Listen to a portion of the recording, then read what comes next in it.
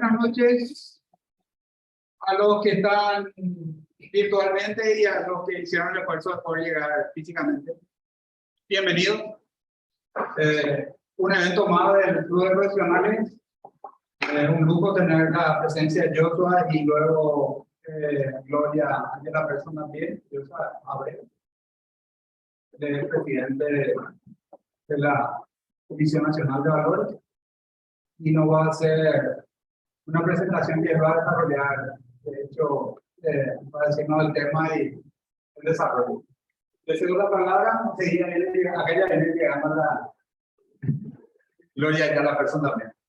Gracias, Joseph. Muchísimas gracias, Carlos. Bueno, hoy vamos a estar hablando sobre el funcionamiento del mercado de capitales. Cuando pensamos en el mercado de capitales, primordialmente se debe estar pública, ¿verdad? Y como Gloria va a estar hablando un poco más de los bursátiles, yo le dije, bueno, para no repetir temas y no hacer monotema, vamos a hablar de lo que es fuera de bolsa, ¿verdad? Porque la gente piensa que el mercado de capitales es solamente bolsa, y no es así. En todo el mundo, inclusive, cuando hablamos de renta fija, ¿qué es renta fija? Son los títulos de deuda que cotizan y que son de oferta pública, bonos, préstamos, etc. Ahí básicamente la mayoría de los rentas fijas en el mundo se cotizan OTC, le llamamos, over the counter o extra bursátilmente. Por eso, cuando decimos OTC y alguien le dice, bueno, ¿qué significa esto? No es esto, ¿verdad? Sino que es OTC, que significa over the counter, que todas las transacciones que se realizan fuera del mercado bursátil conforman el mercado extra bursátil. Las operaciones extra bursátiles no se realizan en la bolsa. Es muy simple. Pero, ¿qué compone ese mercado? ¿Qué está habilitado para poder hacer una casa de bolsa? ¿Qué puede intermediar? Porque no es cualquier título que puede intermediar fuera de bolsa. Entonces, eso es un punto muy importante de entender. Una cosa es jurídicamente y después, obviamente, el mercado, cómo se genera ese mercado. Bueno, cuando pensamos dentro del funcionamiento de este mercado extra bursátil, hay temas importantes de entender cómo se estructura este mercado, cómo se estructura desde la custodia, la liquidación, la anotación en cuenta. La custodia es básicamente donde se guardan los títulos, donde se va a generar esa custodia. En este caso, todos los títulos extrabursátiles localmente son todavía físicas. Significa los CDAs y también cuando hablamos de colocaciones privadas. Dentro del reglamento del general del mercado de valores, nosotros permitimos algo nuevo que se llaman colocaciones privadas. Estos son básicamente pares de entidades que no están registradas ante la CNB, pero se puedan colocar en el mercado a través de ciertos criterios, con prospectos, con información, y deberían informar a la CNB. Ahora, ¿por qué se hacen esto? Porque son buenas prácticas internacionales. Las colocaciones privadas en los Estados Unidos se llaman Reg S, son básicamente maneras fáciles para empezar a cotizar, porque una persona dice, bueno, de entrada no conozco el mercado, no tengo ninguna relación con una casa de bolsa, que es una calificación de riesgo, etcétera, etcétera. Entonces ellos hacen una colocación privada, y es su primer inicio dentro del mercado de capitales, ¿verdad? Y obviamente esto no es, dentro de nuestro reglamento no permitimos que sea lo recurrente, puede hacer una vez. Y obviamente las casas de bolsa tienen que tener cierto criterio de cómo estructurar esa colocación privada. Pero hablando de la custodia, son custodias físicas acá localmente. Y cuando pensamos de la custodia en cuanto a lo internacional, porque también lo extrabursátil, estamos hablando de operaciones internacionales, porque nos pasan por nuestra bolsa.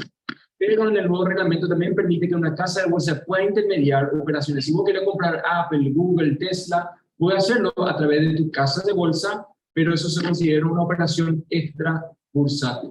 Ahora, legalmente, jurídicamente, acá en Paraguay, la única entidad que pueda intermediar valores son casas de bolsa. Entonces, para poder hacer esto, cuando vos quieras hacer, no con tu cuenta propia, porque vos también como persona física o persona jurídica puedes abrir una cuenta directa en los Estados Unidos, en Pershing o donde sea, pero cuando vos querés desde Paraguay enviar tu plata a alguien para que luego te compre un título de valor, eso es una intermediación y debería hacerse a través de una casa de bolsa.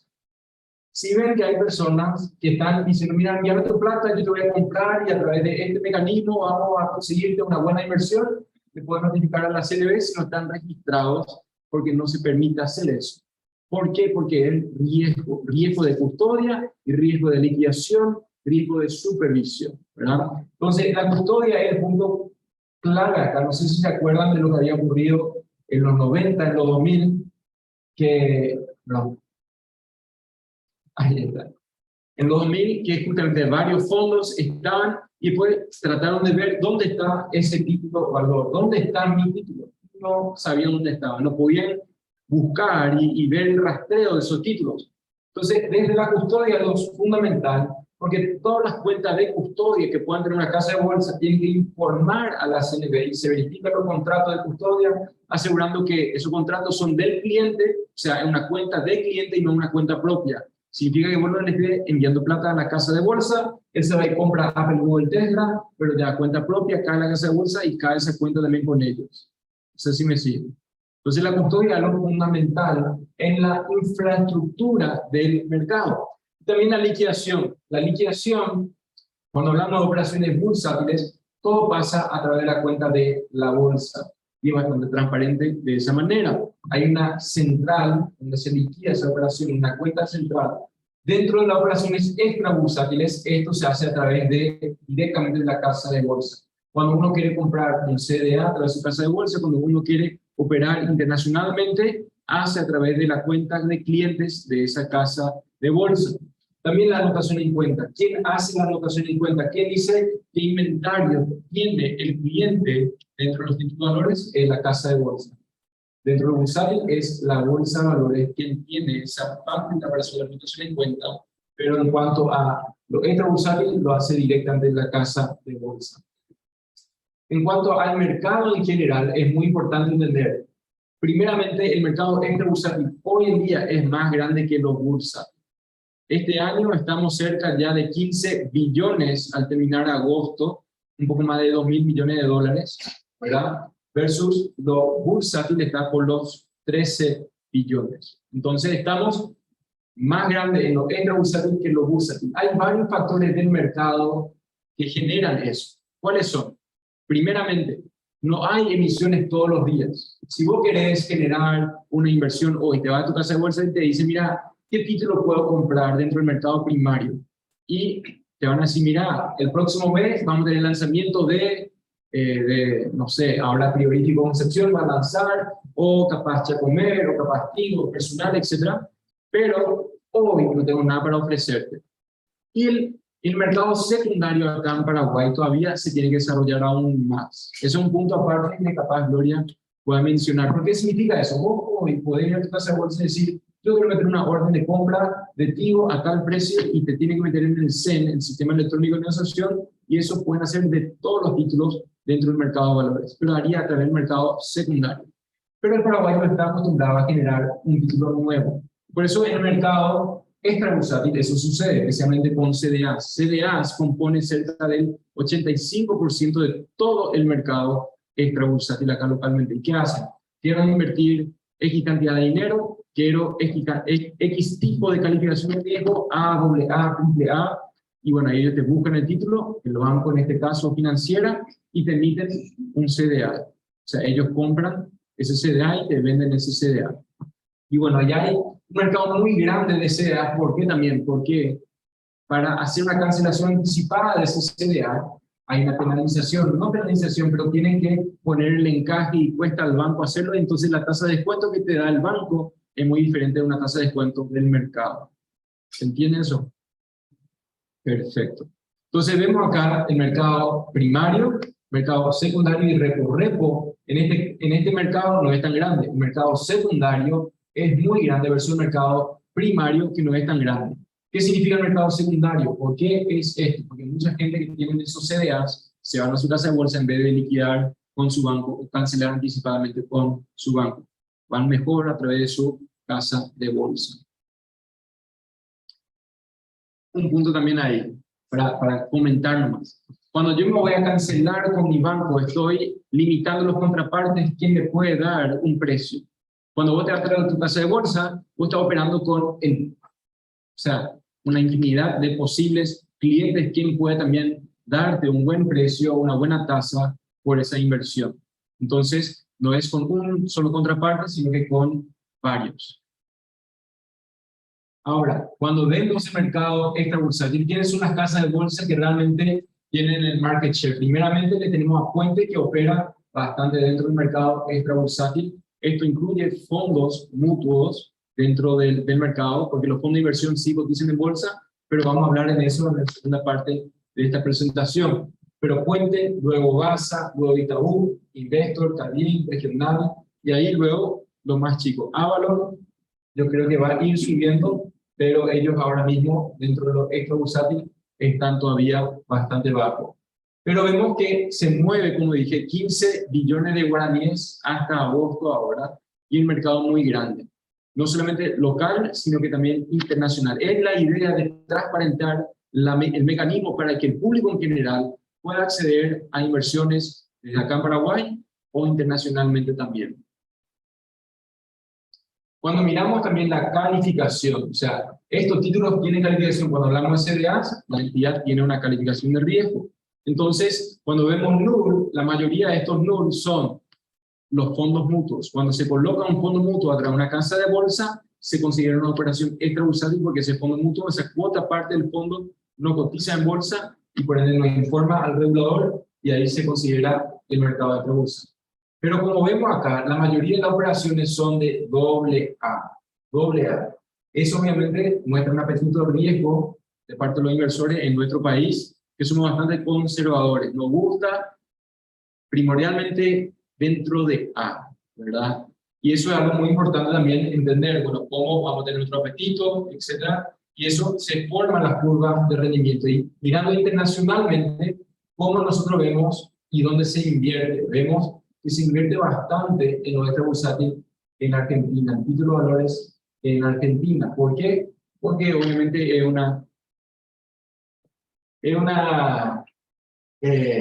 no sé si diría una buena inversión, pero tienen tasas muy altas y mucha volatilidad. Y dentro de la volatilidad, los especuladores les gustan estar dentro de esa volatilidad, ¿verdad? Entonces, bueno, hay bastante movimiento en Argentina, Estados Unidos, Luxemburgo, Francia, Colombia, Holanda, Reino Unido, Brasil. Todo esto yo creo que va a crecer mucho, mucho más el día de mañana cuando tenemos custodios globales acá en Paraguay, cuando tenemos una caja de valores y obviamente todo el mecanismo y cómo se puede hacer esa compra y venta. La mayoría de la gente no sabe cómo se puede hacer esta operación. Es muy fácil a través de las casas de bolsa que se mencionó.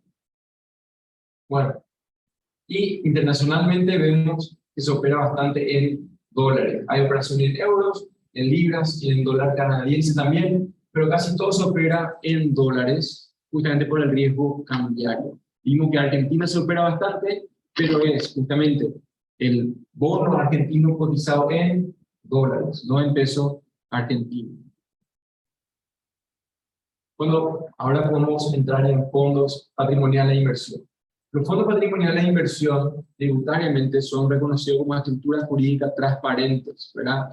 Y se forma una administradora de fondos, se registra ante la Comisión Nacional de Valores. Su función es que administrar fondos, crear fondos y administrarlos.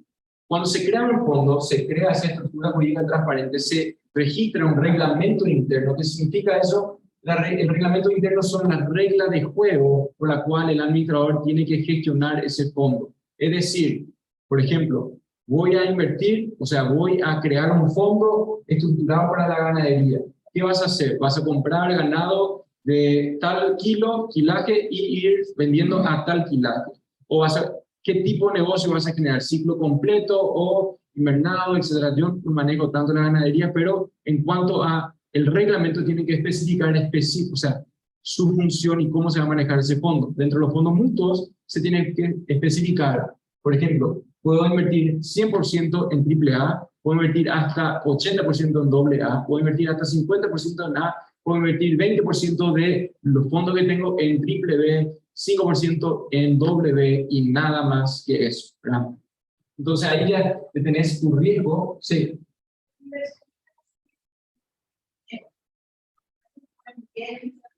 Así mismo es. El inversionista que integra el fondo, a cambio de partes de ese fondo, tiene que poner dinero en efectivo.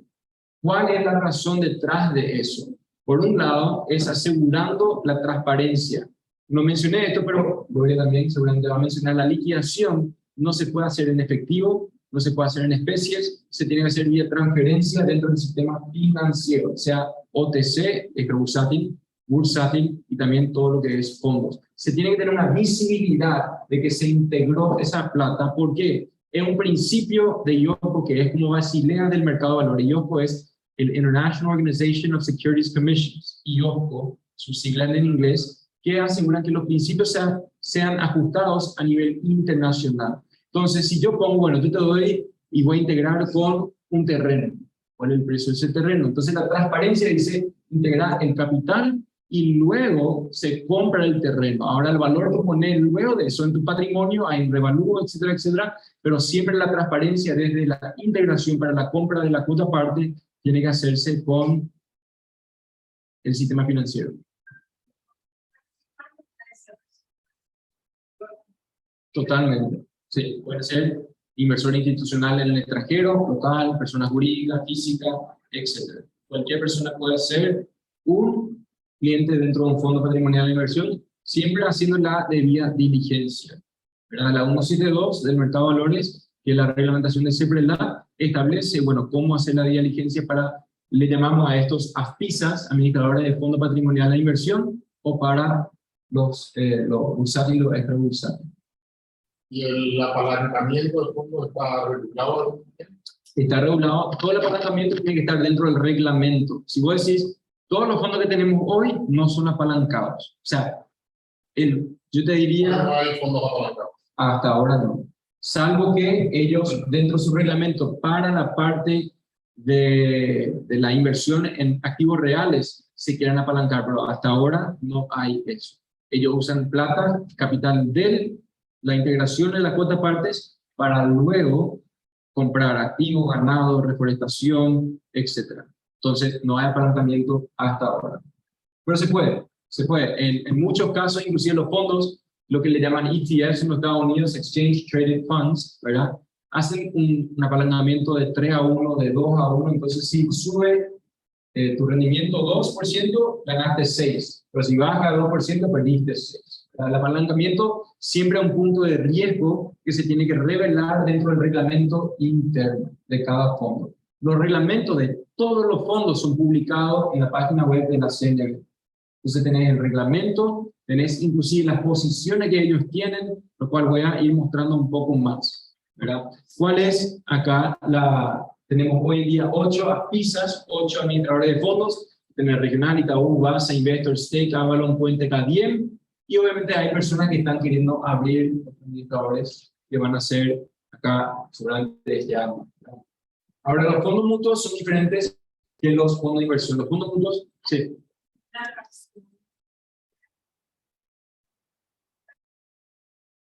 Sí, en la ley de fondos, ¿verdad? Que era en 2015, se establece una cantidad mínima de inversores, especialmente para un fondo mutuo. ¿Por qué?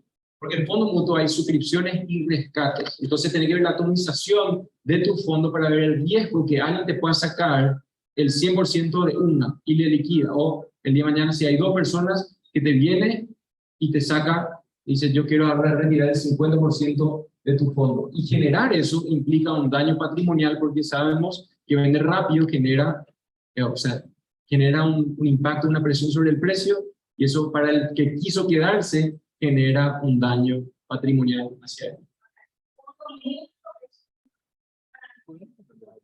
El fondo mutuo es uno y el fondo de inversión es otro. Así es. El fondo de garantía maneja el Banco Central para el sistema financiero, para las cuentas de... Ok. Entonces, dentro de los fondos mutuos tenemos algo que se llaman suscripciones y rescates.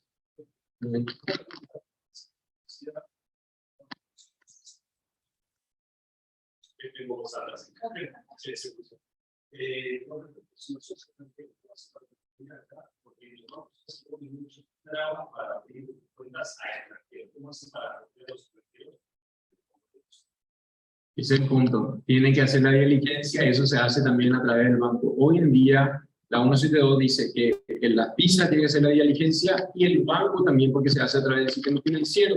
Entonces, si vos le tenés a un argentino que quiere transferir plata al fondo mutuo acá en Paraguay, vos tenés que hacer y pedir su diligencia. Luego, él quiere enviar la plata a la cuenta porque se genera un RUC, como le dije, para la estructura jurídica transparente, se genera un RUC para cada fondo. Es un RUC para cada fondo. Tiene auditoría anual también, y obviamente tiene una cuenta bancaria.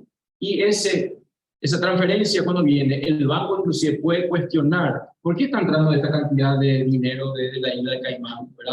¿Por qué está entrando este dinero desde Argentina? Y ahí se tiene que justificar y el banco puede rechazar esa integración. ¿Se entiende? Eso obviamente es un punto a trabajar. La única manera para desvincular eso es tener cuentas dentro del Banco Central, que significa que todos los fondos tengan cuenta de liquidación dentro del Banco Central y no depender de los bancos mismos, pero por ahora eso no es ni cerca de una opción. El Banco Central no haría eso, y estamos trabajando dentro, lo mismo para las casas de bolsa. Las casas de bolsa tienen un cliente que le envía plata, dice, tráeme la diligencia, y si no les parece bien, pueden rechazar la aceptación de esa cuenta. Inclusive puede cerrar la cuenta de débito, incluso obligado. Un banco puede dejar de operar con una casa de bolsa o una pizza hoy en día. ¿Ven? Ya de participante es, digamos, un requisito. Y en los de fondos de inversión También son 10. Así es.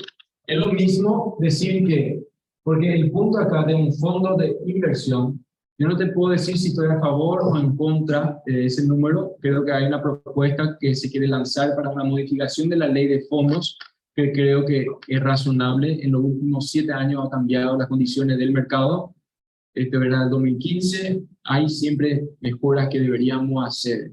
Y obviamente dentro del mercado internacional hay puntos para ir ajustando, sea 10, sea 3, sea 5, 4, es un número, pero el punto, la parte filosófica, es que no sean simplemente 1 o 2 personas, porque es un fondo que justamente debería tener autorizado y puede tener menos riesgo para la administradora. En cuanto a fondos mutuos, tiene suscripciones y rescates. En cuanto al fondo de inversión, no tiene suscripción en bolsa, la colocación dentro del mercado bursátil. Las cuotas partes de un fondo de inversión cotizan en bolsa, en un fondo cerrado se le llama. No hay la opción de rescatar. Si vos querés generar liquidez sobre tu inversión de ese fondo, tienes que vender el mercado secundario en tu cuota parte. Versus, si vos querés liquidez de tu fondo mutuo, vos le pedís tu plata de vuelta a la administradora y esa administradora tiene X días para entregarte eso de vuelta. Y hay 2 preguntas. ¿Fondos mutuos del extranjero pueden invertir en fondos mutuos locales? Si están en su interno, sí.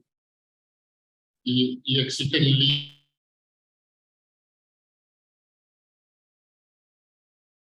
participación. Sí y no. Básicamente, cuando el límite de rescate, lo que tienen son mecanismos de defensa para no generar un perjuicio hacia los otros cuotapartistas. Pero nadie te puede privar la libertad de poder vender tu cuota parte, o sea, o de solicitar tu rescate de tu cuota parte. Entonces, desde la Comisión Nacional de Valores, es justamente ese el punto.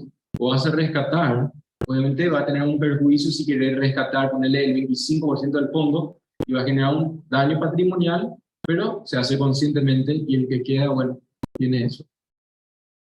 Pero eso es el punto. Si alguien quiere, por ley, tiene que tener esa facultad de solicitar su rescate y tener ese pago. Ahora, normalmente también está dentro de la ley que puede negociar con su ASPISA para dar el tiempo adecuado para ir liquidando posiciones para darle de vuelta a su Sí, porque en fondos mutuos que he visto a nivel internacional incluso dicen que cuando tenés una participación mayor a tanto, vos haces el rescate, pero no podrás hacer más de 1, 2, 3, 5% del valor total del fondo por mes, de una manera que eso se pueda ir suplantando y no perjudica al fondo. Por eso era mi pregunta si fondos mutuos del extranjero pueden invertir, porque ahí pueden venir montos que podrían ser considerables en la inversión del fondo. ¿Sí? Sí, mira, si hoy tienen, hasta ahora no puede invertir más del 25% dentro de un fondo. O sea, una persona no puede ser dueño de más del 25% de un fondo, por un lado. Y luego también en cuanto a todo lo que sería el reglamento interno de un fondo internacional, eso aparte, inclusive hay fondos acá en Paraguay que invierten en fondos en el extranjero, en fondo TIMPO, por ejemplo, tenemos un fondo que hace un espejo de otro fondo en el extranjero. Bueno, acá sabemos que el funcionamiento de los fondos mutuos, en la custodia, la liquidación y anotación en cuenta hace todas las PISA. La custodia de la cuota parte se genera dentro de las PISA, la liquidación también, liquidar esa operación con tu administrador de fondo, y también la anotación en cuenta lo hace las PISA. Esto posiblemente cambiaría con el nuevo cambio de la reglamentación del mercado de valores, donde si son clientes de una casa de bolsa, pueda adquirir una cuota parte de un fondo mutuo y liquidar con tu casa de bolsa, y ellos te dan el extracto para mostrar todo tu anotación en cuenta de tus títulos dentro de la casa de bolsa. Ahora, pensando en fondos mutuos primordialmente, nosotros vemos que en el 2018 había cerca de 40 millones de dólares bajo gestión de las PISA, de los administradores de fondos.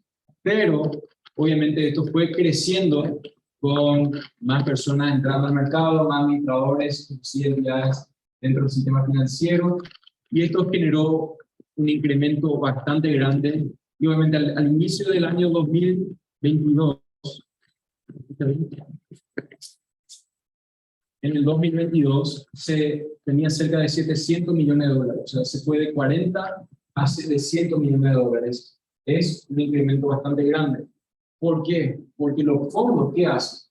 Por varios aspectos. Por un lado, el fondo, uno de los beneficios de un fondo es el aspecto de la diversificación. Si yo soy un inversor, tengo $1.000 y quiero invertir, tengo pocas opciones. Puedo comprar un CDA, puedo comprar un bono que tiene el valor nominal mínimo de $1.000, pero con ese no puedo diversificar. O sea, el costo de diversificación es altísimo cuando tenés poco capital. ¿Se entiende eso? Y obviamente en cuanto a la barrera de entrada. Por ejemplo, en un fondo mutuo tienen diversificación en calificación de riesgo, tienen diversificación en muchos en cuanto a actividad económica, y obviamente también ellos tienen la gestión de profesionales que puedan invertir. Si no son profesionales, no están en el día a día del trading, pensando, el Banco Central va a seguir subiendo la tasa y por ende debería ir más a corta duración en vez de ir muy largo y perder, etcétera, etcétera. Entonces, los administradores de fondos son los que gestionan esos riesgos y tratan de generar o maximizar la rentabilidad dado su reglamento interno. Entonces, esto creció bastante, como dije, hoy en el mercado en dólares está bastante entre Basa, Tadiem, Puente, tienen en dólares, y también Investor, y en guaraníes tenés Acadiem, que tienen mayor cantidad de patrimonio bajo gestión, Tabasa, también Puente, Regional, Investor. Itaú ahora recién ingresó, y obviamente ahí en guaraníes tienen un poco más por las letras, y también ahora las letras de regulación monetaria pueden comprarse dentro de un fondo mutuo. Usted, persona física, no puede comprar, o persona jurídica, pero puede acceder a esa rentabilidad a través de un fondo mutuo. ¿Se entiende eso? Algo muy interesante. Las letras de regulación monetaria, que hoy están por los 8 y algo, 9 y algo, dependiendo del plazo, yo no puedo comprar una letra, pero puedo acceder a esa rentabilidad a través de un fondo. No está solamente para los bancos hoy en día.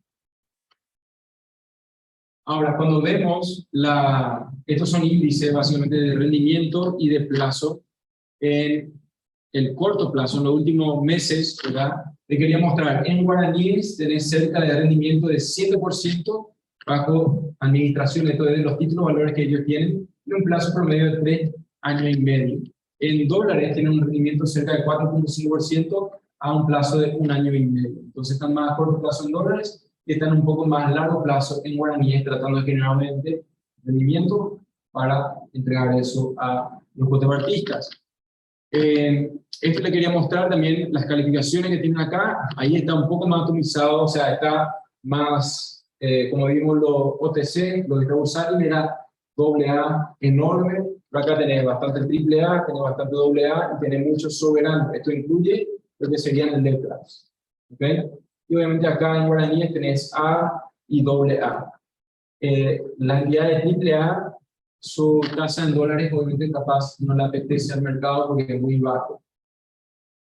Bueno, esto le quería mostrar un poco, mostrando en el tiempo que un fondo mutuo es muy dinámico, tiene suscripciones y rescates. Toda esta información pueden encontrar en la página de la CNB, Pero en el tiempo podés ver, bueno, cómo fue la cantidad de suscripciones. Siempre fueron en cantidad más alto que la cantidad de rescates. O sea, hay mayor cantidad de gente que quiere seguir capitalizando, seguir ahorrando a través de un fondo versus la cantidad de solicitudes de rescate. Eso en guaraníes y en dólares. Y obviamente acá se muestra, bueno, acá tenés suscripciones y rescates y acá tenés el neteo. Acá fue negativo en diciembre de 2021. ¿Por qué diciembre de 2021? Porque mucha gente pone empresas para gestionar su tesorería y dicen, perfecto, yo en vez de comprar un CDA, en vez de comprar un bono, en vez de comprar una acción para gestionar mi tesorería, o en vez de tener cash parado en el banco, yo meto en un fondo para generar algo de rentabilidad.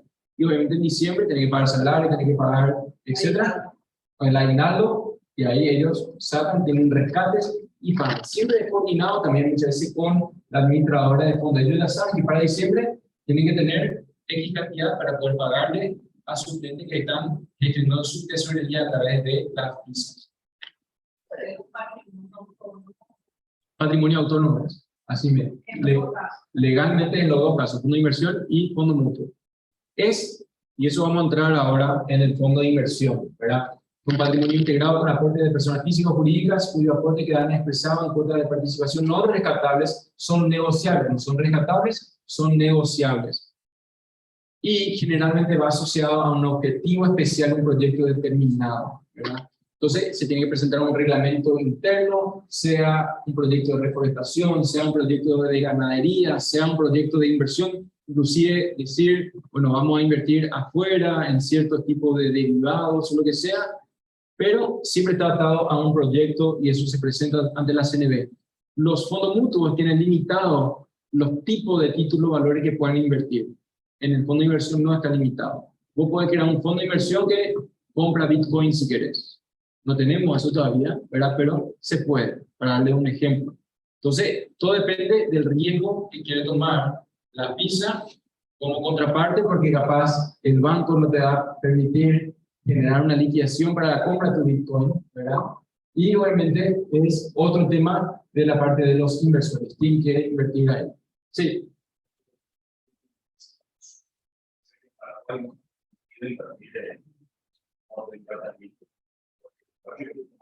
Si se invierte en el exterior, ¿está permitido? Sí, se puede. O sea, que en una casa de bolsa te invente cualquier cosa, la casa de bolsa invierta en el exterior, un fondo por el exterior. ¿Eso sí está permitido o no? Sí, una administradora de fondos hoy podría presentar un reglamento interno que dice, este va a ser el mecanismo de compra, de venta, de custodia, de etcétera, etcétera, etcétera, con todos los requisitos para a través de Coinbase, para tener un ejemplo, comprar títulos a largo plazo, porque es un fondo cerrado, ¿verdad? Y por ende, los que compran ahí, ellos tienen que comprar con ese dinero, ellos compran Bitcoin en el extranjero, y si vos querés liquidez, tenés que vender tu cuota parte dentro del fondo bursátilmente, y obviamente eso está reflejado de valor de tu patrimonio. Muy fácil, porque el día a día el Bitcoin se cotiza.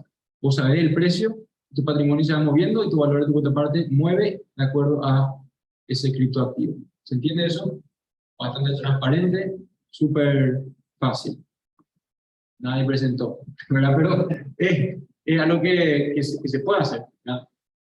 Ahí ya le di una idea a Karim, pero no creo que quieran, ¿verdad? Pero, no. Puedo decir eso y ya no. Bueno, ahora sí, la custodia de liquidación y anotación en cuenta de los contrapartes de las PISA, de los fondos de inversión, están en la bolsa de valores. ¿Por qué? Como mencioné, las cuotas cotizan en bolsa. Tienen un ISIN y ahí cotizan en bolsa. El ISIN es como el número de cédula de esa inversión. Ese título que se registra. En cuanto a, vamos a ver acá cómo se estructura. Bueno, primeramente tenés en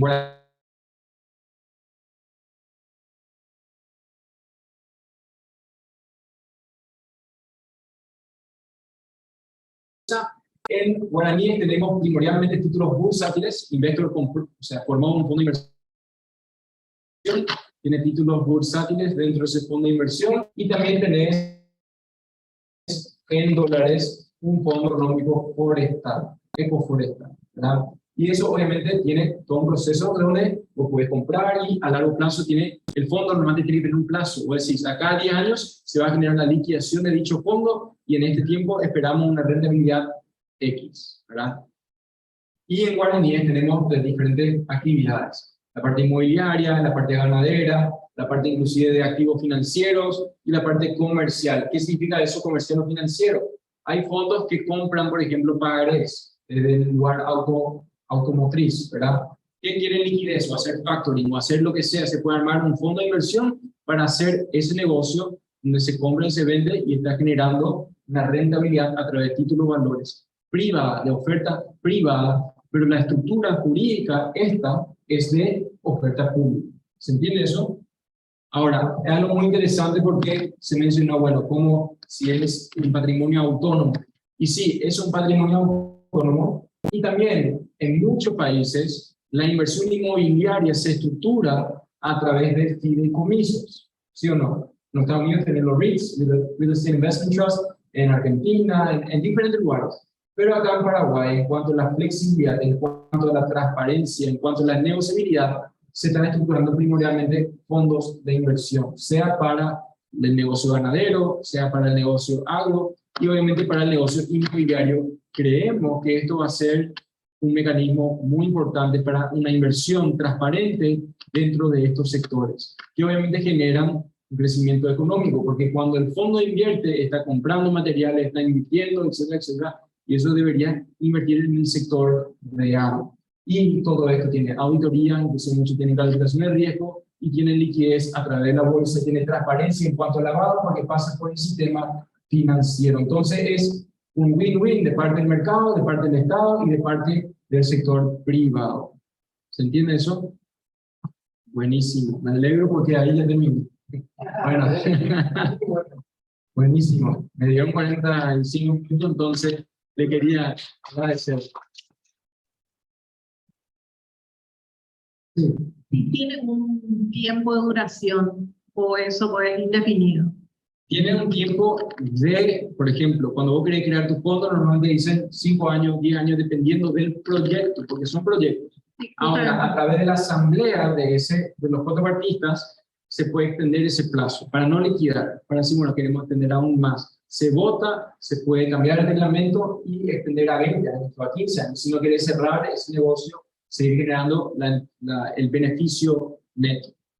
Porque en la parte forestal, digamos, un plazo de 5 años no es nada, ¿verdad? No, en el proyecto forestal tengo entendido que fue de 10 años, acá en este proyecto específico. Ecoforestal 1 El ecoforestal 1 es de 10, sí es. Perfecto. Muchísimas gracias y obviamente ahora van a tener realmente el creme de la creme. Bien.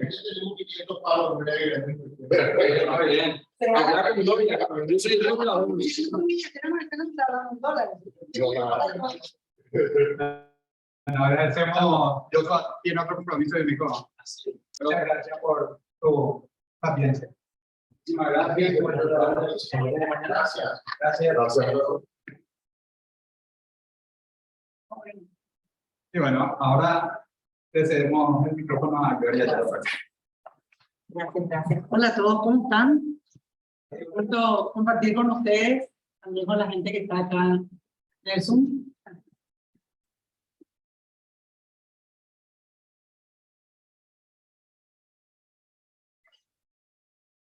¿Qué va a hacer?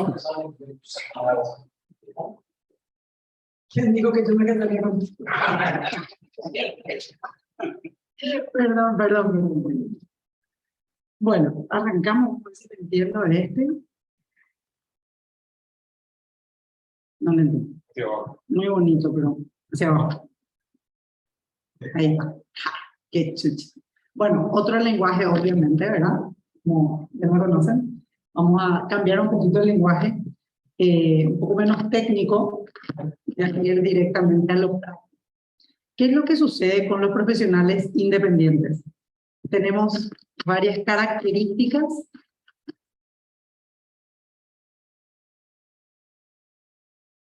¿Ahí? tenemos varias características un poco distintas a aquellos que trabajan en el sector, ya sea privado o público, con un ingreso fijo.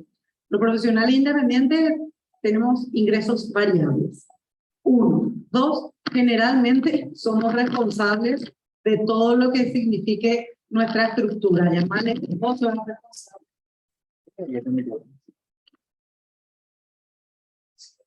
O le pasas el micrófono a Álvaro.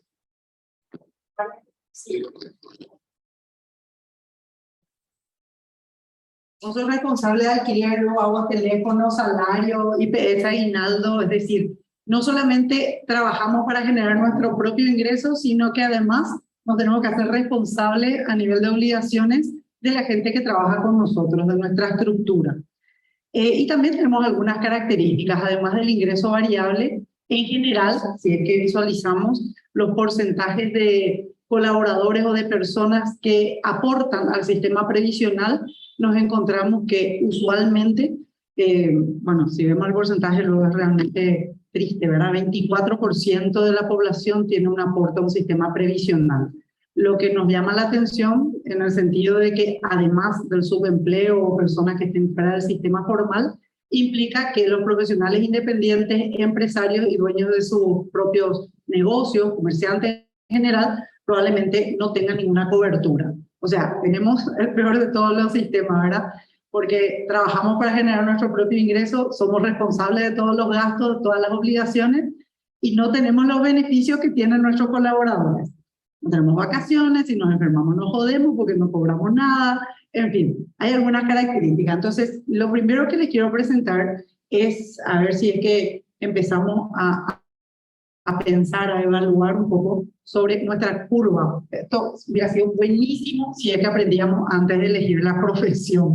Pero bueno, esto es lo que hay. Así que más jóvenes no nos estamos poniendo, aprendamos ahora. Básicamente, cuando nacemos no sabemos absolutamente nada.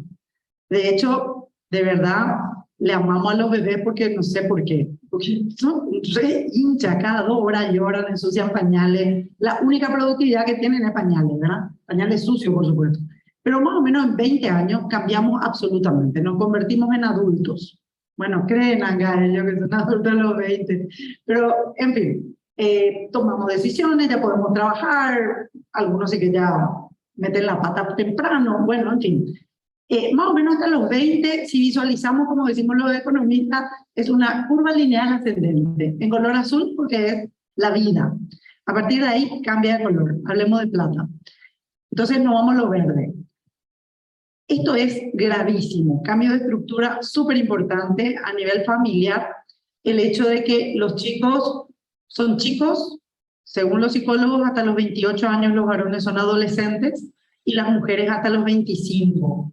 Nuestra adolescencia empieza mucho antes, casi el 90% de las niñas menstrua a los 9 años. O sea que, en realidad, si es que visualizamos lo que sucedía 3 décadas atrás, biológicamente la adolescencia empezaba en promedio a los 14, hoy empieza a los 9. Pero nosotros, la gran mayoría de los que estamos acá, a los 18 años nos decían, ahora ya sos grande. En mi época, entre los 18 y los 25, las mujeres nos teníamos que casar, porque si no, pasó tu tren. De verdad, a mí me preocupaba. Tonta era porque no me daba cuenta que no había tren en Paraguay. Ahora hay Uber, por ejemplo, ¿verdad? Pero bueno, cuando eso no había, es muy eficiente el Uber. El tema es que hoy, acá toman sus decisiones solos, supuestamente ya son grandes, y entre los 20 y los 30 es contigo me quiero casar, era por otro había sido, quiero ser arquitecto, siempre quise ser veterinario. Y eso golpea el bolsillo, especialmente el nuestro, porque no se va nunca. Antes nos íbamos a los 18, 20, 22 años, salías de tu casa, y en tu casa, ¿qué es lo que tenían? Probablemente eran 3 dormitorios, uno para los viejos, uno de los varones, uno de las nenas. Teníamos un catre. Había un ventilador en toda la casa, una tele blanco y negro, canal 9, canal 13. O sea, era re fácil independizarte o casarte, salir de tu casa. Hoy es carísimo. Tenés que tener aire, tenés que tener somier, tenés que tener microondas, tenés que tener wifi, tenés que... No se pueden ir estos proximitos. Además de que son adolescentes, no tienen la plata para mantener su calidad de vida. Así que ojo con esta lección. No sufre tanto el que nunca tuvo. El que sufre es el que tuvo y perdió. Nosotros les acostumbramos a nuestros hijos por la de vida de nuestro bolsillo.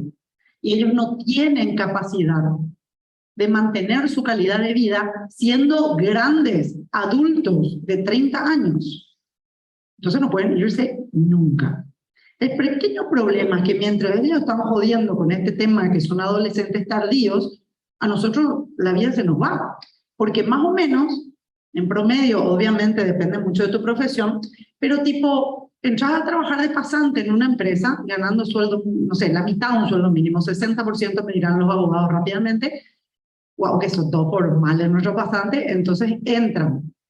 5 años después terminó la carrera, ya tiene 5 años de experiencia laboral, ya tiene 5 o 6 personas a su cargo, ya es supervisor, gana 5 millones, porcentualmente ha tenido un ingreso extraordinario. Nunca más en la vida pasa eso.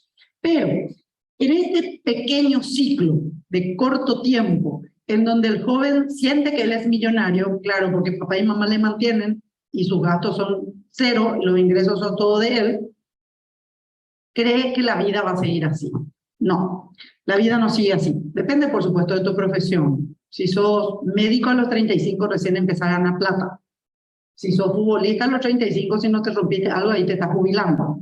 Te tiene que durar la plata después para toda la vida, ¿verdad? Pero bueno, en general, en promedio, en nuestras carreras más empresariales, digamos que esta curva es bastante similar. Luego tenemos una época bastante más larga, depende de la profesión, pero entre 15 a 20 años, ¿cómo estás?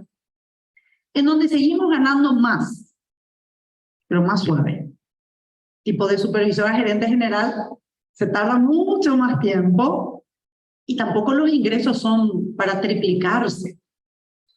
Y esto más o menos dura hasta los 55. ¿Por qué? Imagínense que yo les mande mi currículum a ustedes. Tu gerente de recursos humanos va a mirar mi currículum y va a decir 52, no va a leer el resto. ¿A quién cuerno le importa de que yo en el año 90 ganaba un salario extra porque yo manejaba el Telex? En serio, éramos 5 personas en todo el Paraguay, yo manejaba el Telex. Los chicos hoy no saben qué es el Telex. O sea, lo que yo aprendí más de 10 años atrás no tiene valor. Entonces hay alguien de 35 con mis mismos títulos universitarios que está dispuesto a trabajar el doble, ahora por la mitad de mi sueldo. Dejó de perder el tiempo en su adolescencia tardía, ingresa al mercado laboral y me hace competencia, lo que implica que mis ingresos se estacionan. Porque claro, me quedo donde estoy trabajando porque en otro lado ya no voy a conseguir laburo y eso frena mi ingreso. Siempre y cuando no me despida donde estoy. Y luego empieza a caer. Yo ya no quiero capacitarme un miércoles de noche. No quiero mañana trabajar sábado. Caen los ingresos. Además no sé usar TikTok. Y después nos jubilamos. Nos jubilamos, es un decir. La jubilación es emocional y financiera. Hay que prepararse. Y hay que encontrar una nueva fuente de poder. Porque antes, 30 años atrás, a los 60 años no era viejito. Porque a los 65, 67, era la esperanza de vida al nacer. Hoy día, zona urbana, clase media. Tomamos agua potable, hacemos ejercicio, comemos bien y tenemos asistencia de salud. Nuestra esperanza de vida al nacer es superior a los 83. Si tuviste laburo hasta los 60. Y a los 60 no sos viejito. Yo tengo amigos, algunos acá, que están cambiando de tercera administración de esposa y algunos tarados tienen bebé de vuelta. Eso, sí. Entonces, a los 60 está muy lejos de ser viejito. ¿Sí? Yo mira así.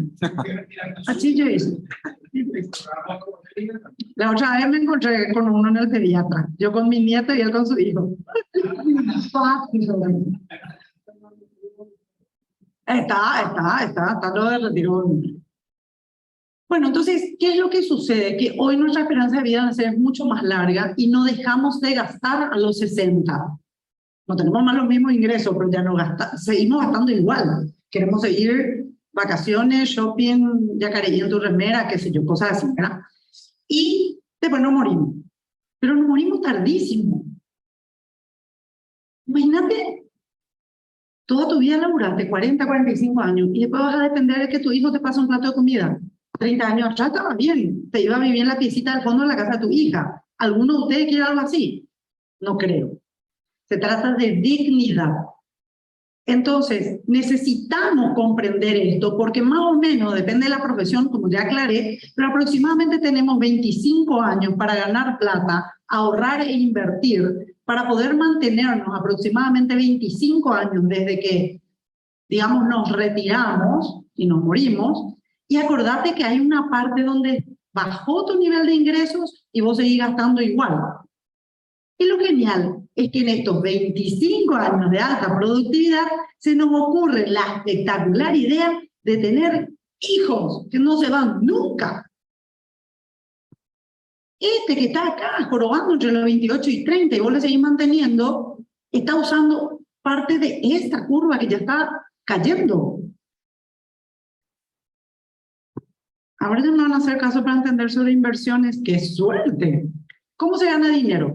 Robert Kiyosaki no es precisamente mi ídolo, medio chantita, pero hay un libro que es muy bueno, que se llama Cuadrante de Flujo de Caja. En ese libro él nos plantea que hay 4 formas de ganar dinero. Muchos ya busqué si hay otra, parece que no. Él lo que dice es de que la academia, desde Kinder 2 hasta nuestro PhD, nos enseña a ser buenos empleados. ¿Sí? Hay un horario, hay un jefe, hay, en fin, un parámetro de lo que vos tenés que hacer, pasa de grado, pasa a continuar con nosotros, o pasa de supervisor a jefe, etc. Y es bastante interesante porque si vos te enfermas, mandás un certificado de reposo médico, a los 1 año tenés vacaciones, a los 10 años tenés estabilidad y tenés 30 días de vacaciones. La empresa quiebra y primero se le paga a los empleados. Si sobra, cobrará el que le dé plata, ¿no? Entonces, es bastante estable. No va a hacerte multimillonario, pero tiene muchas ventajas. Pero es una estructura mental. Hay gente que está muy cómoda siendo empleado y que sufriría siendo independiente. ¿Quiénes principalmente? Síndrome del mejor alumno. Necesita el cuadradito y el happy face. Mientras que muchos de nosotros hemos elegido ser independientes, y al ser independientes, el autoempleado es algo así como el autoesclavo. El profesional independiente le incluye desde el carpintero, el plomero, hasta, por supuesto, ustedes, grandes profesionales universitarios, y también le incluye a todos los comerciantes. Él tiene que abrir, él tiene que cerrar, él tiene que endeudarse para comprar mercadería, para equipar tu oficina, o para comprar, no sé, equipamiento médico. Es decir, tenés todas las obligaciones y no tenés ninguno de los geniales derechos que tiene el empleado. Al contrario, probablemente vos le estés dando esas prestaciones a los colaboradores. Hay un tercer cuadrante, que es el ser empresario. El ser empresario es totalmente distinto. Mientras el autoempleado, el comerciante típico, busca mejor luego secretario de medio tiempo, ese que ni siquiera lo te pide IPS, no tiene lo dónde irse. Es sin pienso, porque si no te va a copiar y te va a robar tu cliente. Aquel no. Aquel le quiere lo summa cum laude, porque necesita quien tome buenas decisiones para que él pueda crecer como empresa. Fíjense que es una estructura mental totalmente distinta. Y si se acuerdan de sus compañeros de colegio, por la edad de ustedes vamos a la facultad mejor. Bueno, cuando se acuerdan de sus compañeros, probablemente los buenos alumnos, tu medalla de oro esté acá, y allá, todos los cajatas, eso que dejaban 10 materias para febrero, medio vivían en la dirección. ¿Por qué? Porque él sabía que para salvar su examen se tenía que rodear de lo que sabían, medio copiando acostado. Le daba autoridad al que sabía más. Y eso se necesita en la empresa, porque si no, no tenés empresa, si no sabes delegar. Y se delega en quien se confía. La especialización va por allí. El dueño no tiene especialización, el empresario sí, y la valora. Pero asume todos los riesgos. Y la última forma de ganar plata es siendo inversionista. El sueño del pibe, ¿verdad? Es que tu dinero trabaje para vos. Entonces, ¿cómo nos vamos hacia ese segmento aquí en Paraguay? Porque vemos muchísimas opciones a nivel internacional y nos fascinan las películas buenísimas, pero nuestra realidad aquí en Paraguay, ¿cuál es? Y hay varias alternativas. ¿Qué pasa si es que tenés un aporte mensual o periódico? Esa gente obediente que dice el 10% de lo que gano voy a ahorrar porque ella dijo así en la tele. Bueno, ¿qué hacemos con esa plata? Ese 10% capaz sea 500.000 guaraníes o 5 millones de guaraníes. ¿En qué podrías invertir? Bueno, hay varias opciones. Los sistemas de ahorro programado lo tienen varios bancos, lo tienen varias cooperativas, se llama ahorro planificado, ahorro programado, y es, bueno, vamos a ir a Cancún, no, Cancún ya no está tan lindo, ¿dónde nos vamos a ir? Algo un poquito mejor. Miami, puede ser. ¿Te gustan los cubanos? Bueno, vamos a Miami. ¿Cuándo nos vamos a ir? Nos vamos a ir en enero del 2025. ¿Y cuánto nos va a salir? Nos vamos a ir todito, ¿eh? ¿Cuánto nos va a salir? Y necesitamos $15.000 para ir. Ok, listo. Hoy empiezo a pagar la cuota y cobro intereses. Llega la fecha y tengo la plata todo junta para comprar al contado con descuento. Pero hoy tengo que decidir lo que voy a hacer en el 2025. En vez de hoy endeudarme, irme hoy y quedarme pagando 24 cuotas con intereses. Les prometo que da más gusto cobrar que pagar los intereses. La segunda manera es a través de las cuotas partes de los fondos mutuos, que hay muchas opciones. El fondo disponible es desde 1 millón de guaraníes en la apertura y las inversiones adicionales son de 100.000 guaraníes. El disponible en dólares es desde $1.000, pero si sos cliente de la casa de bolsa desde 250 y los aportes adicionales pueden ser desde $50.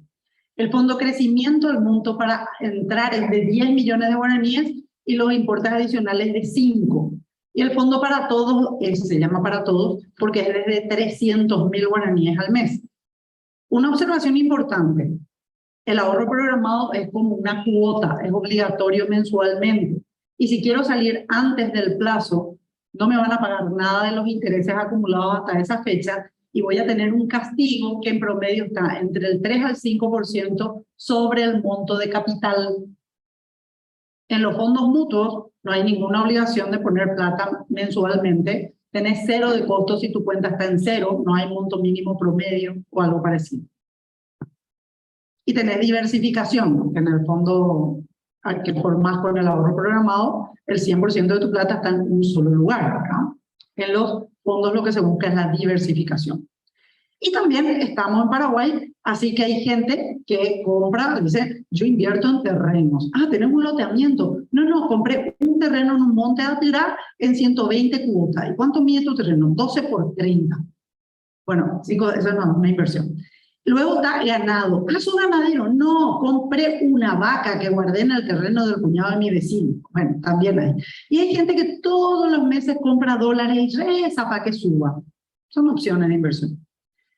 Vamos ahora a qué pasa si tengo un poco más de plata. Ya, acá tengo un vencimiento de CDA, ¿qué me conviene hacer con esa plata? O vendí una casa, cobré una herencia, gané un litigio. Bueno, con esa plata, ¿qué puedo hacer?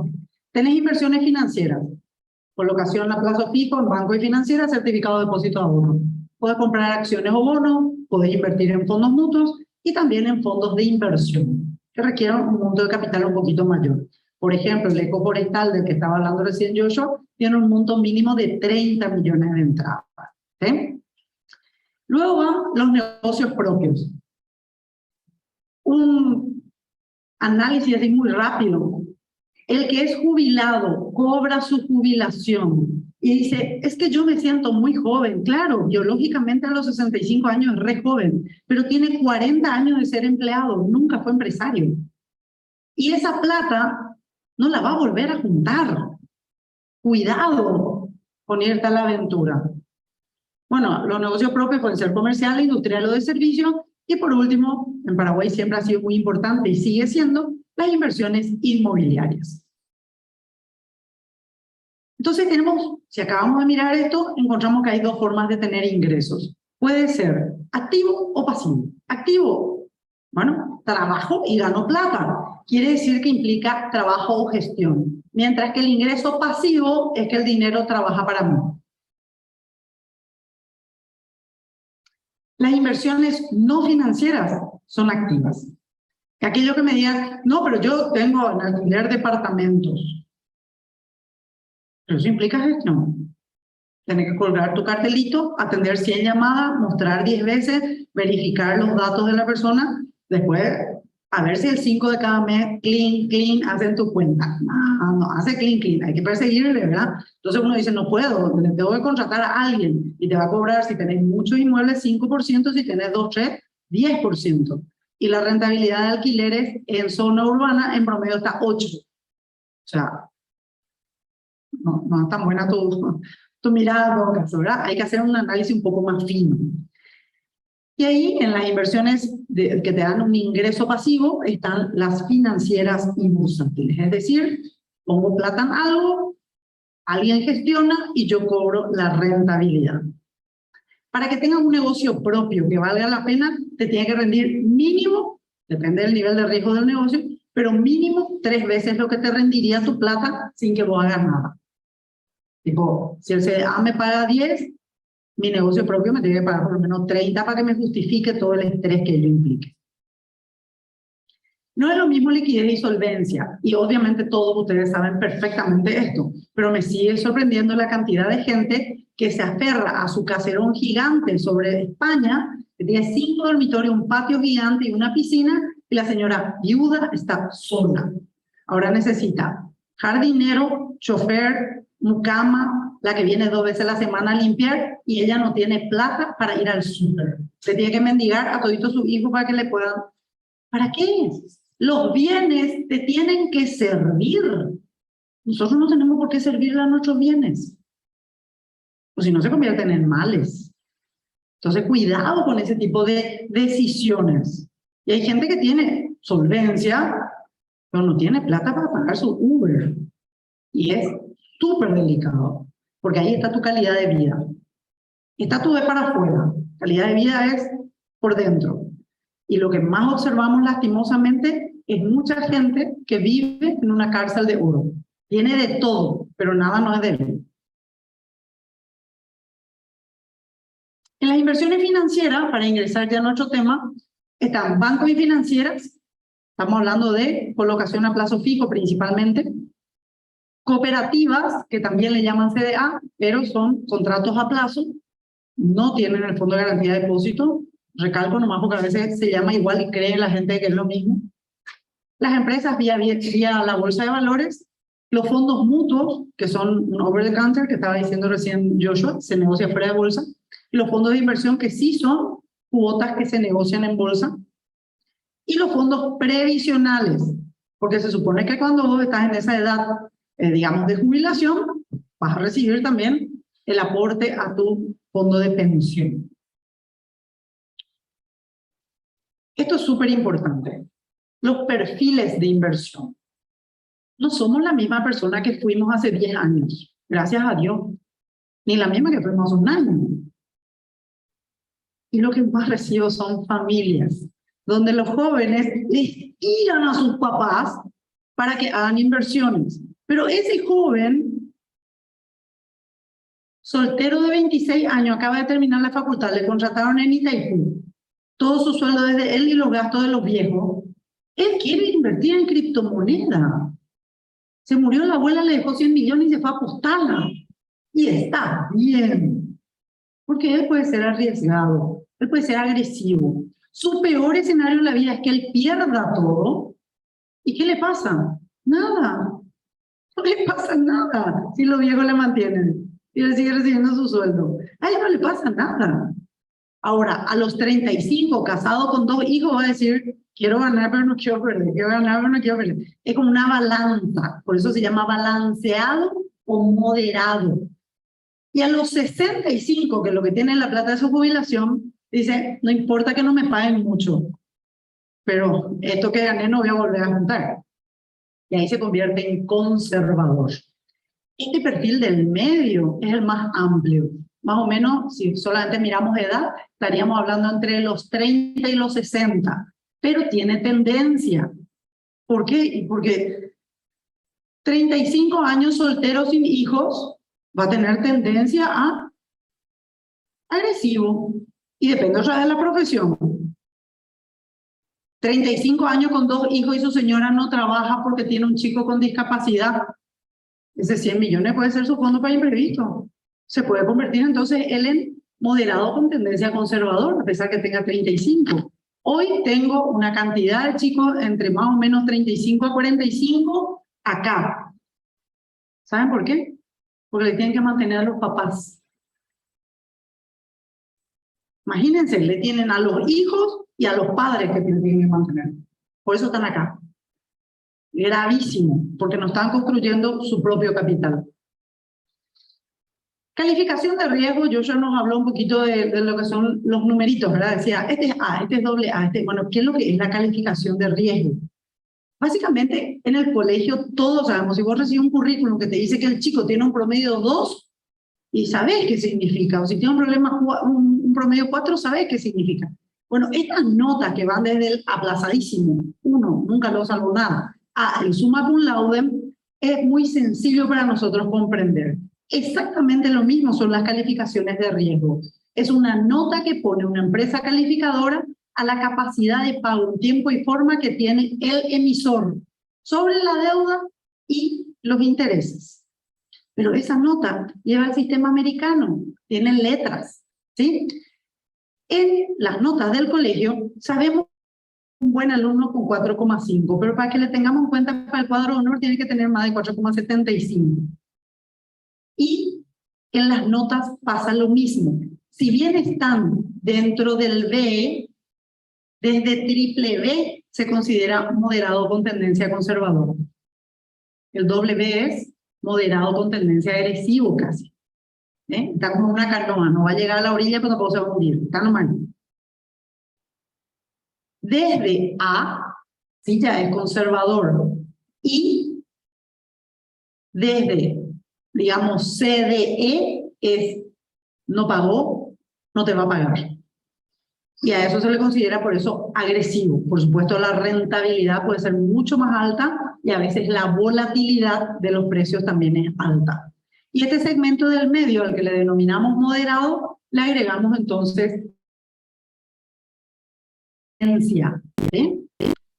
Esto me pareció importantísimo que ustedes puedan comprender por el perfil que nosotros tenemos. Si hacemos todo cada uno llena su plan por lo menos. Entonces, conozcamos. Sí, dime. Gracias, sí tomo agua. Adelante. ¿Puedo poner la planilla?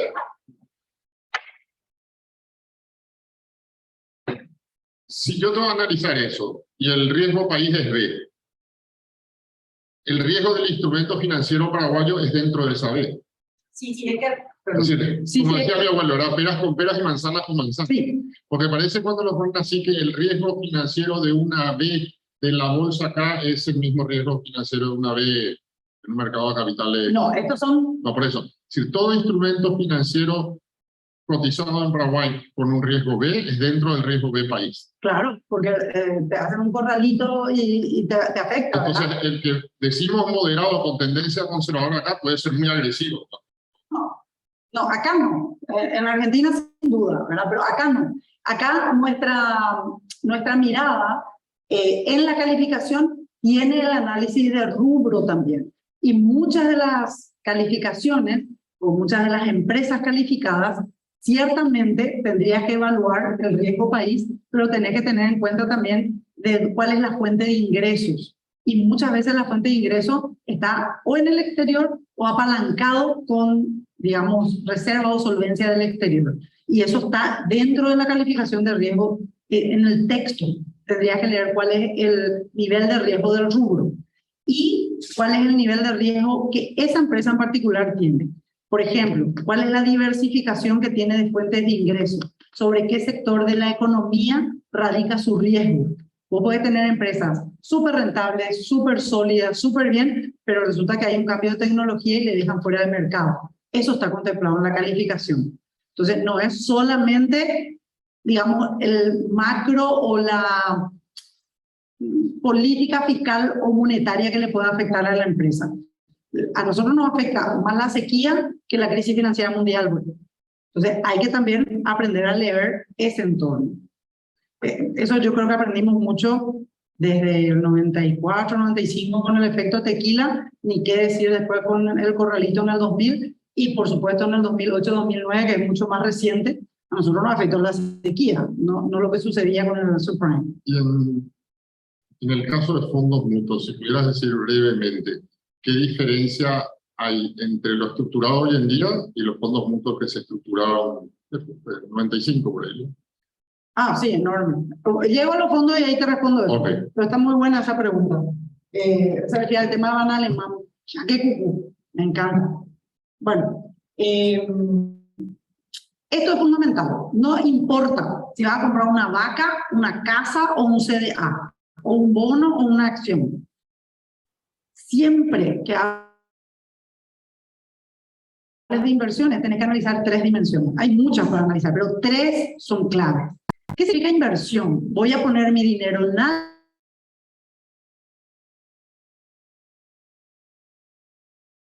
Entonces no me puedes decir, yo invierto en mi casa. ¿Cuánta plata te da tu casa? Nada, vos tienes que mantener tu casa. Tu casa es un activo, no es una inversión. Y tu auto es un gasto. Bueno, 3 patitas nomás tienes. ¿Cuál es la expectativa de rentabilidad? ¿Cuánto creo que puedo ganar? ¿Y cuál es el riesgo que estoy dispuesto a asumir para obtener esa rentabilidad? Y atiendan bien esto.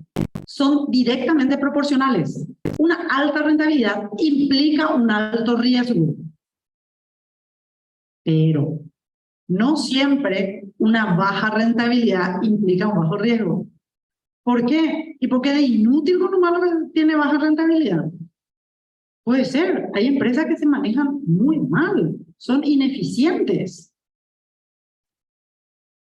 Entonces, puede que tenga baja rentabilidad. Pues porque son ineficientes. O porque le entró el contrabando. O porque le robaron. O porque no tenía seguro y se incendió. O sea, hay otros parámetros que te afectan rentabilidad. Pero 100% seguro que si te ofrece alta rentabilidad, el riesgo es alto. Y hay una tercera pata que es fundamental, que se llama liquidez. La capacidad que tiene un activo de convertirse en efectivo rápido sin perder plata. Tenés esta casa, está tasada en $300.000, urgente necesitas 50.000. ¿Y qué hacer? ¿Vender la cocina y el baño social? No puedo, no tiene liquidez parcial. No, y vendo entonces porque es urgente, vendo. No, pero si es urgente no vas a vender en 300.000, vas a vender en 150. ¿Sí? Entonces, no, fíjense, un inmueble tiene un riesgo muy bajo, porque no hay justo acá nadie del sector inmobiliario, pero ellos te van a decir, lo primero es ubicación, lo segundo es ubicación, y lo tercero, ubicación. Y no va nadie a venir con un tumba a cambiar tu terreno de lugar. Por lo tanto, el riesgo es bajo. Si tenía sobrepago. Bueno, pobrecito. Me dan pena los saben. Bueno, entonces, vamos a clasificar nuestro instrumento en 2, renta fija y renta variable. ¿Qué es la renta? La rentabilidad. Si ya está fijada, en el momento de invertir vos sabés cuánto y cuándo vas a cobrar, está en renta fija. Y ahí está todo, CDA, puede estar los depósitos a plazo fijo, puede estar los bonos, y por supuesto los pagarés que son privados o pagos. Y después, ¿qué tenemos? Renta variable. Tengo una expectativa de ganancia, pero no sé cuánto ni cuándo voy a ganar. Tengo una expectativa. Y ahí se colocan las acciones, sea vía bolsa o sea privado, y por supuesto acá están las cuotas partes. Y esto a veces genera confusión porque me dice, ¿por qué la cuota parte del fondo mutuo es variable si es que solo invierte en renta fija? Y porque todos los días entran y salen Juancitos. Voy a explicar también eso que dijo Joshua. Este es un fondo cerrado, este es un fondo abierto. Un fondo mutuo implica que el administrador todos los días recibe plata y paga rescates. Cuando entran Juancito, se agranda. Y si salen Juancito, se achica. Se agranda, se achica. Se agranda todos los días. Es como una cuenta corriente del movimiento. Un fondo de inversión es cerrado. ¿Por qué? Juntamos 25.000 millones de guaraníes para el ecoforestal y vamos a tener 2.000 hectáreas, por ejemplo, ¿sí? Es algo específico. Y cuando sale Juancito, le tiene que vender su parte a Pedrito. Entonces el fondo no se movió. Es como el capital de una empresa. Vos vendés acciones a otro, el capital sigue invariable. Ese mercado secundario, ganancia o pérdida entre las partes, pero el fondo sigue igual. Entonces, fondos mutuos y fondos de inversión son de renta variable. Hay una expectativa de ganancia, son variables, aunque inviertan en renta fija. Y acá también están las cajas mutuales, que sería nuestro sistema previsional. ¿Cómo funcionan los fondos? ¿Saben cómo funcionan los fondos? Re fácil. Juancito tiene 10 millones de guaraníes. Escuchó mi clase y dice, entonces yo lo que tengo que buscar es una alta tasa de interés, un bajo riesgo y una alta liquidez. Y se fue a un banco y le dijo, yo quiero una alta tasa de interés, quiero diversificar, voy a poner 1 millón en cada banco.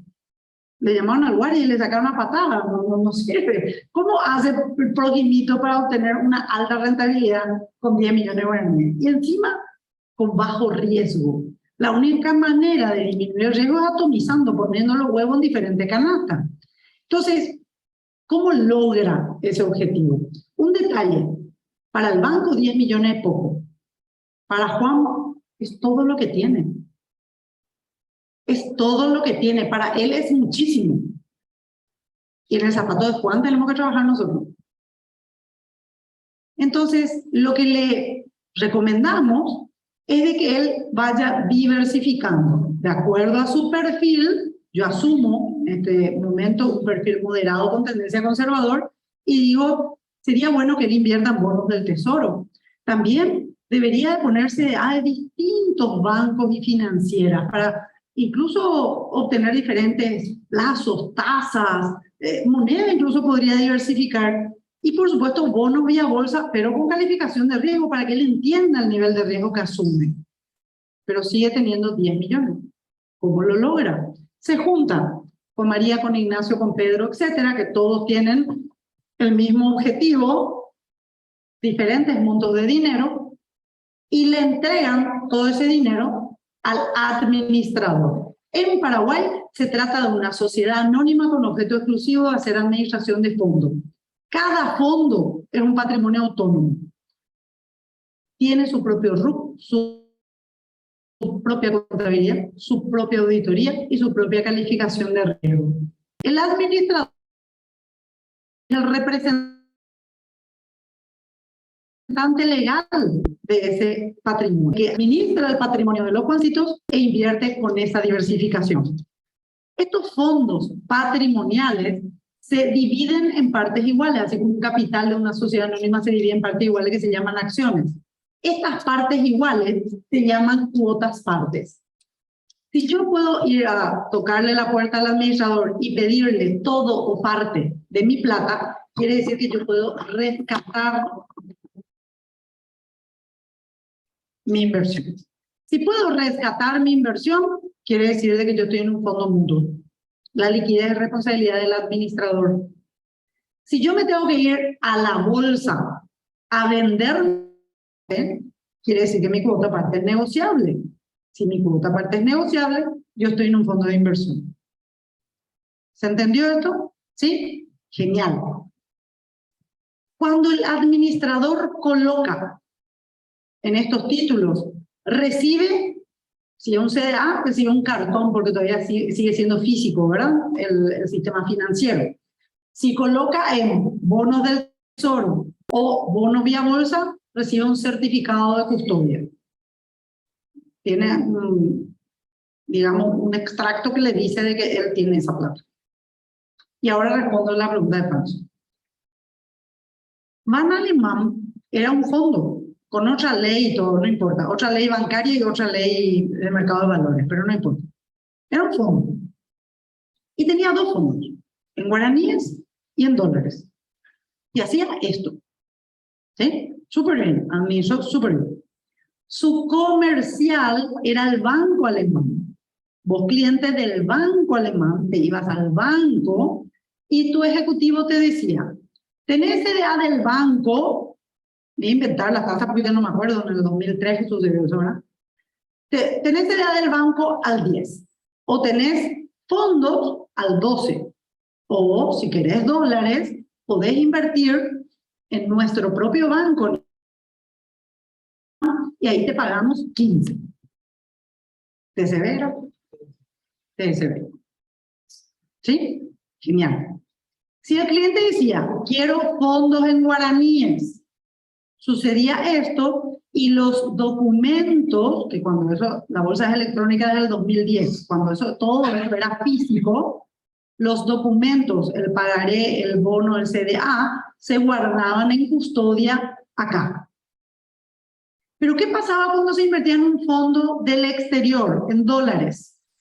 El fondo local en dólares, acá manejado en Paraguay, una parte invirtió en Paraguay, en CDA en dólares, y una gran parte invirtió en CDA en bonos del exterior. Todos esos títulos estaban en custodia, en una caja de custodia, no en una caja de valores, sino en una cajita de esa con llave del banco, en el Banco de Uruguay, donde los firmantes de la cuenta eran los peiranos. Los peiranos hicieron una estafa. Argentina, Paraguay, Uruguay. Se fueron a abrir la cajita de seguridad, quitaron los títulos y se fugaron. Cuando explota acá la situación, TCB no existe. Vamos a Ban Alemán.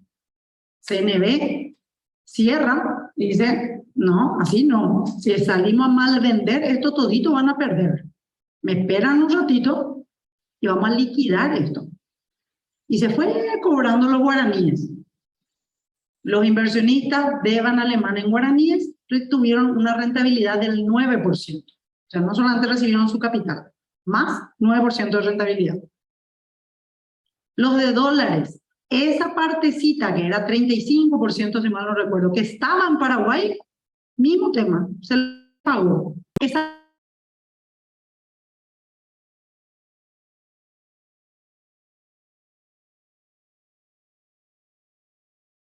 Entonces, el sistema no fue el problema, a pesar de que todo esto fue después también modificado. Cuando eso no existían los calificadores de riesgo, y los auditores creo que eran 3, 4 más los que existían en aquella... Eso, nadie auditaba esto. Hoy día tenemos auditoría física de los títulos, la custodia de estos títulos no la puede tener el administrador, la tiene la bolsa, hasta que tengamos una caja de valores, que es la nueva innovación. Más o menos a mediados del próximo año vamos a tener una caja de valores en Paraguay. Y esto está hoy súper recontra verificado, ¿verdad? Sería mucha fiscalización. De hecho, cualquiera de ustedes abre su app en este momento y sabe a cuánto está hoy la cuota parte y dónde está invertido. ¿Quedó clara tu pregunta? Sí. Ese fondo de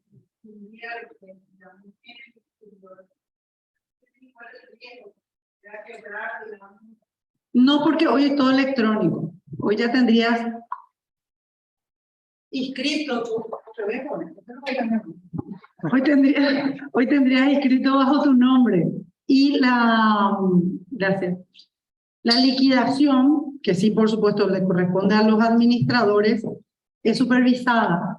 Cuando eso vos tenías el título físico, y si vos tenías la llave, te ibas y vendías. El título era el problema. Por eso todos los mecanismos electrónicos le dan mucho más seguridad al sistema. Acá ya tenemos varios abogados. Si se me pierde mi CDA, ¿cuánto tiempo? 4 años para que dure un juicio de privación de eficacia.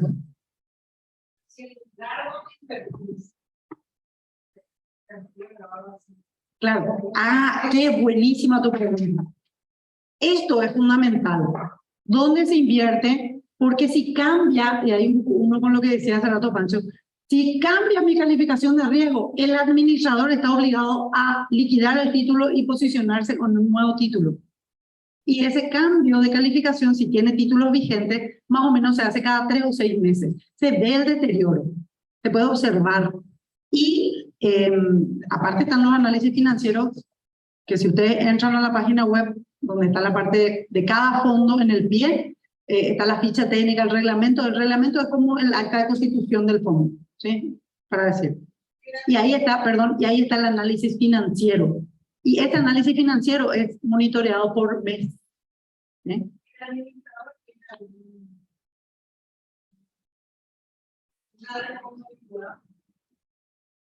En el cumplimiento del reglamento, no sobre este emisor hizo una estafa y quebró. Nos iríamos en todo caso a la demanda, pero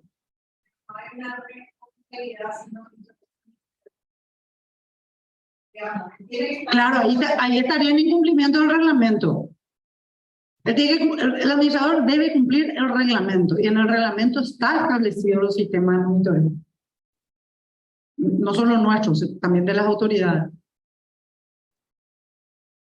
El problema es cuando se equivocan los calificadores.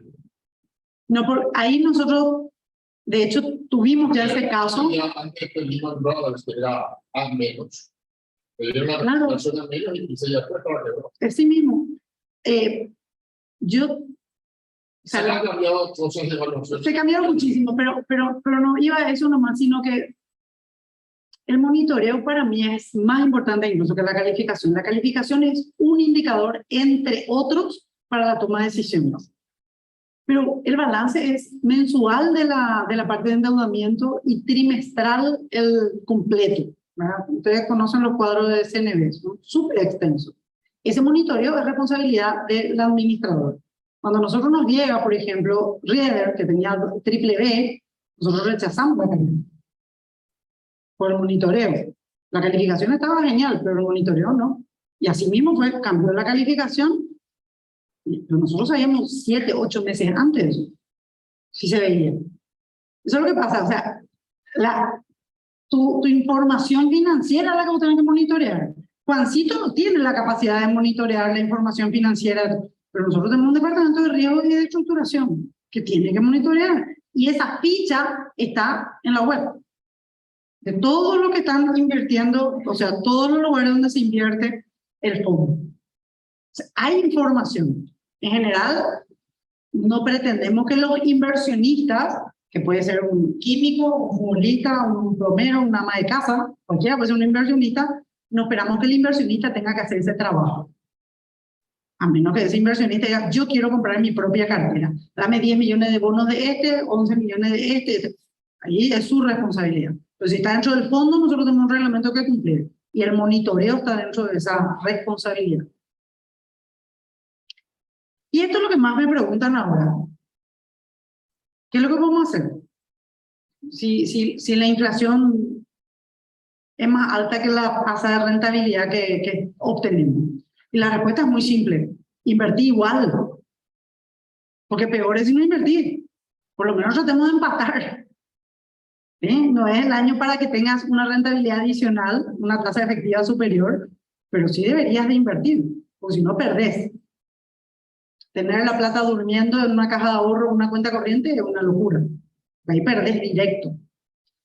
Lo más importante es esto, la diversificación. Este es un modelito para vos que suele ser bastante gráfico. Lo primero es, bueno, cuántos años tengo, cuál es mi perfil, bla, bla, bla, y cómo hoy está mi patrimonio, asumiendo cero deuda, ¿verdad? Este es mi patrimonio. Y digo, bueno, yo tengo una casa, tengo vehículos, tengo inversiones financieras, X. Y ahora quiero que te imagines el momento en el que te vas a retirar. No sé cuándo. En el ejemplo, digo que en el 2030 me voy a retirar. Este es un ejemplo. Así a ver cuánta plata iba a tener y dije 6.000 millones. No importa si es mucho o poco, esa es dureza. Lo que sí es importante es que miren la última columna, la porcentual. Porque ese monto que vos estás proyectando que vas a tener de patrimonio, no importa cuál sea, para un perfil moderado con tendencia conservador, tiene que cuidar esta distribución porcentual.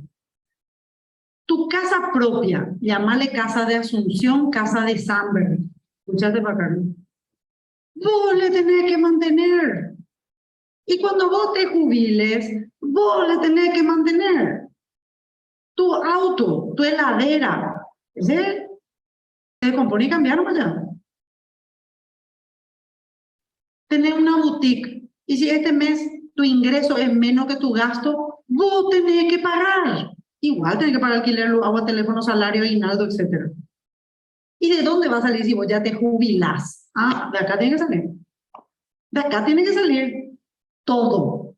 Mantener tu calidad de vida, mantenerla a tu familia, mantener tu casa, pagar los impuestos, todo tiene que salir de acá. De este 55%. Según el ejemplo, 6.000 millones te da 3.300 para que inviertas. ¿Se acuerdan? Ingreso pasivo es lo que estamos buscando porque ya nos jubilamos. Ok, jubilación, júbilo, alegría y disfrute. Ok, vamos a mirar un poquito más cerca. Con este 55, yo tengo que poder mantener el resto de mis activos, según esta meta que estoy poniendo. Y ese 3.300 voy a atomizar. Voy a poner 25% en dólares, asumiendo que vivo en Paraguay y gasto en Paraguay y la inflación de Paraguay es la que me afecta. Pero tengo que cambiar de auto, eso es en dólares. Viajamos a Miami, ¿verdad, Carlos? No, vamos a Miami. Ok, ese también en dólares. Entonces, una partecita tengo que tener en dólares. A este colchón de 25% en dólares, yo le llamo estabilidad emocional. Subió el dólar, tranquilo, tenés 25%. Bajó el dólar, tranquilo, 25% nomás tenés. No somos especuladores. Díganle al especulador que esté detrás de eso. Si nosotros somos inversionistas y ya encima en situación de jubilado, que es lo que estamos proyectando, algo que te dé tranquilidad, lo que necesitas. Y esta diversificación te pueden ofrecer los fondos. Entonces el fondo trabaja para vos. ¿Por qué? Y porque si vos pones tu plata en un CDA a 3 años, ese va entre paréntesis nomás. CDA a 3 años, pago trimestral de intereses, es Toyota blanco 4 puertas. No es sexy. Pero si te compras una antisuegra, después ¿a quién le vas a vender? ¿Sí? ¿Se entendió, verdad? CDA Toyota blanco 4 puertas es CDA a 3 años, pago de interés trimestral. Eso se liquida en el día. Nunca te vayas al banco a rescatar. Porque ahí rompiste un contrato, te va a dar por tu cabeza al banco.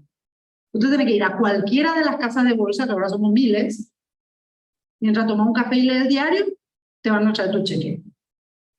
Eso se vende en el día. A menos que sea más de 3, 4 mil millones de guaraníes, al día siguiente te vamos a pagar. Pero menos de eso en el día. Esto es diversificación, atomización, ¿sí?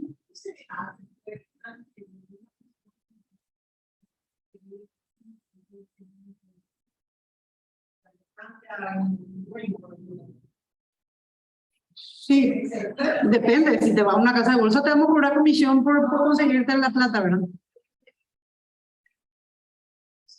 Sí.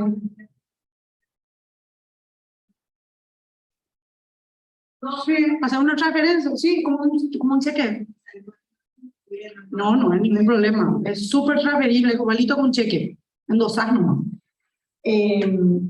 Solo que la casa de bolsa es la que se encarga de verificar que sea un título original, registrado, que las firmas sean las que corresponden, y nos encargamos de avisar o de escribir, mejor dicho, en el Fondo de Garantía de Depósito. Porque ahí sí tiene que estar ya el nuevo dueño. Bueno, esto clarito, ¿verdad? Pero soy millonario, tengo 6.000 millones de patrimonio y 3.300 en títulos. Más o menos. Vamos a suponer que volvemos a la normalidad de nuestro Paraguay querido. Sé que ese chavo no me quiere. Y asumimos una rentabilidad del 10 y una inflación de 4. Pues estamos proyectando, ¿verdad? Vamos a volver a esto. Ok. ¿De qué estamos hablando? 3.300 millones al 10% me da un interés anual que dividido 12 son 27.500. Y entonces ellos me decían, ya da, pues mi hijo ya se van a ir todos, ya tengo para mí, para la patrona, ya da, está bien. No deben olvidar de que al proyectar tenemos que tenerle en cuenta a la inflación. Y cuando le tenemos en cuenta la inflación, entonces le restamos para saber un poco cuál es nuestra tasa efectiva y tu equivalente, no de valor nominal, sino de valor efectivo de poder de cambio, serían 16.500. Entonces ahora la pregunta es, 16.500 está súper bien para vos, buenísimo, 6.000 millones de tu patrimonio. No, Gloria, yo necesito 32. 12.000 millones de tu patrimonio. No, yo con 10 estoy súper bien. 4.500 de tu patrimonio. Sí, el monto meta del patrimonio a proyectar tiene que ver con el ingreso pasivo que quieras generar. Bonus track, por estar en alianza, les quiero invitar a que ingresen a la página web ayalaperson.com. Hay un apartado, está mi hermosa foto así gigante, y acá dice recursos, está sobre mi cabeza. Recursos, dan clic allí y ahí pueden bajar. Planilla de presupuesto, presupuesto proyectado, la planilla de endeudamiento, la de bienes y derechos, y también la del sistema francés para que puedan comparar un poco préstamos antes de decidir. No miren solo tasa, pidan pro forma. Y por último, lo que buscamos es proteger calidad de vida. Y para poder proteger la calidad de vida, tenemos que tomar decisiones. No tomar una decisión también es una decisión. Muchísimas gracias.